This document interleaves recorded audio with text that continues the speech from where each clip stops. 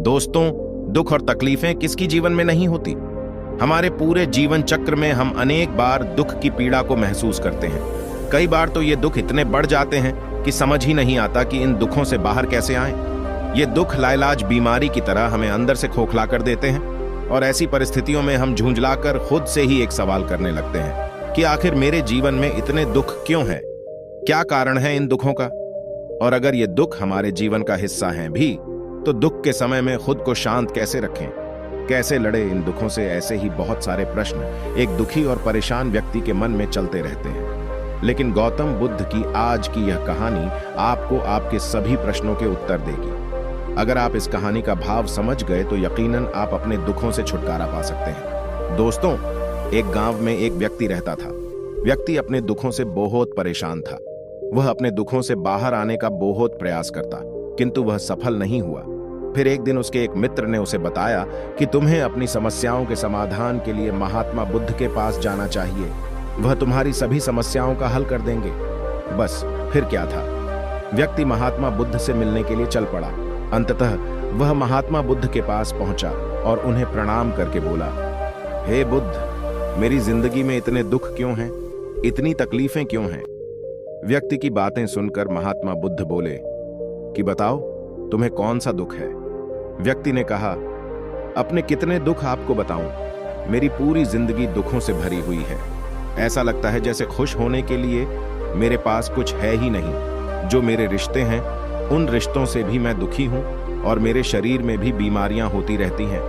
एक के पीछे एक दुख होता ही रहता है। वह व्यक्ति आगे कहता है, ना मैं अपने रिश्तों से खुश हूं, ना मैं अपने परिवार से खुश हूं, ना मैं अपने मन से खुश हूं और ना ही अपनी जिंदगी से खुश हूं।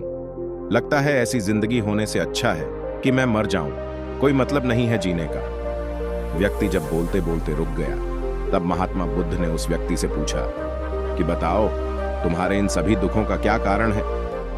व्यक्ति बोला, मैं आपके पास इसीलिए तो आया हूं कि आप मुझे बताएं कि मेरी जिंदगी में इतने दुख क्यों हैं, इन सब का क्या कारण है।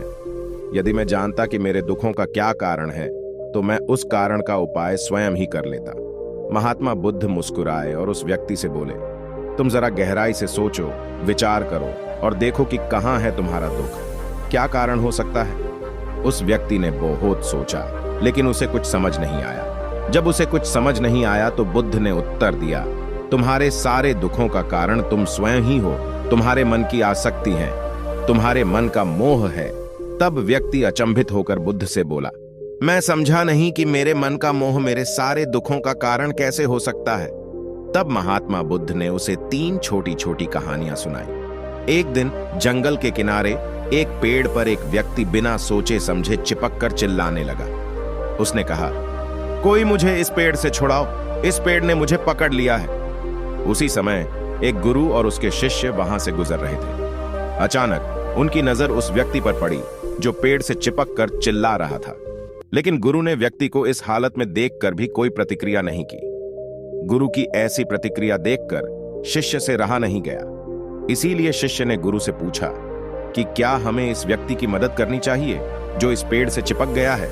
तब गुरु ने मुस्कुराते हुए उत्तर दिया, इसकी मदद कोई नहीं कर सकता। शिष्य हैरान होकर पूछा, ऐसा क्यों गुरुदेव? गुरु ने विचार करते हुए कहा, इस व्यक्ति ने खुद ही पेड़ को पकड़ लिया है और जिस इंसान ने भी खुद किसी चीज को पकड़ा हुआ है, उसे कौन छुड़ा सकता है, उसे कौन बचा सकता है? इसे तो मैं भी नहीं बचा सकता। अपनी पहली कहानी खत्म करने के बाद गौतम बुद्ध उस व्यक्ति से बोले, जिस तरह उस व्यक्ति ने खुद ही उस पेड़ को पकड़ा हुआ था, वैसे ही तुमने भी सारे दुखों को खुद ही पकड़ा है और ऐसी परिस्थिति में मैं भी तुम्हें नहीं बचा सकता। फिर महात्मा बुद्ध उसे दूसरी कहानी सुनाते हैं जो कि एक मकड़ी के बारे में है। गौतम बुद्ध इस कहानी में बताते हैं कि एक मकड़ी जो दिन रात मेहनत करके खुद के लिए जाल बुनती है, वह उस जाला बुनती जाती है और एक दिन ऐसा आता है जब जाला बुनते बुनते वह खुद उसमें फंस जाती है। वह उस जाले से बाहर आने की बहुत कोशिश करती है, लेकिन चाहकर भी उस जाले से बाहर नहीं निकल पाती है। ऐसे ही तुमने भी अपने खुद के जाल बना रखे हैं। तुमने अपनी जिंदगी में ना जाने कितने ही रिश्ते बनाए हैं, ना जाने कितनों से मोह लगाया है, कितनों को अपना माना है और उनमें मोह रखने के कारण आज वो तुम्हें दुख दे रहे हैं। अर्थात तुम खुद ही अपने दुख का कारण बन जाते हो। फिर महात्मा बुद्ध ने उस व्यक्ति को तीसरी कहानी सुनाई। एक पात्र में भरे हुए शहद में एक उड़ती हुई मक्खी गिर जाती है। जब वह मक्खी उस पात्र में गिरती है तो मीठे मीठे शहद के रस में उसे बहुत आनंद आता है। मीठे शहद का आनंद लेते लेते वह बहुत प्रसन्न होती रहती है। उसे लगता है कि अगर वह चाहे तो थोड़ा सा शहद का रस लेकर वहां से उड़ भी सकती है, लेकिन वह उड़ती नहीं है और थोड़ी देर बाद ही वह उस रस में इतना डूब जाती है, इतना खो जाती है कि वो वहां से उड़ना ही नहीं चाहती और उस रस को लेते लेते उसके पंख उसी शहद में फंस जाते हैं। फिर जब तक उसका पेट भरता है वह पूरी तरह से उस शहद में फंस जाती है।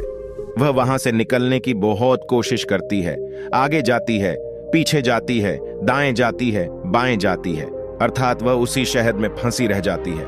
ऐसे ही तुमने भी अपनी जिंदगी में जिन रिश्तों में आनंद लिया, सुख लिया, शुरू में तो तुम्हें बहुत आनंद आया, लेकिन आज वही रिश्ते तुम्हें दुख दे रहे हैं।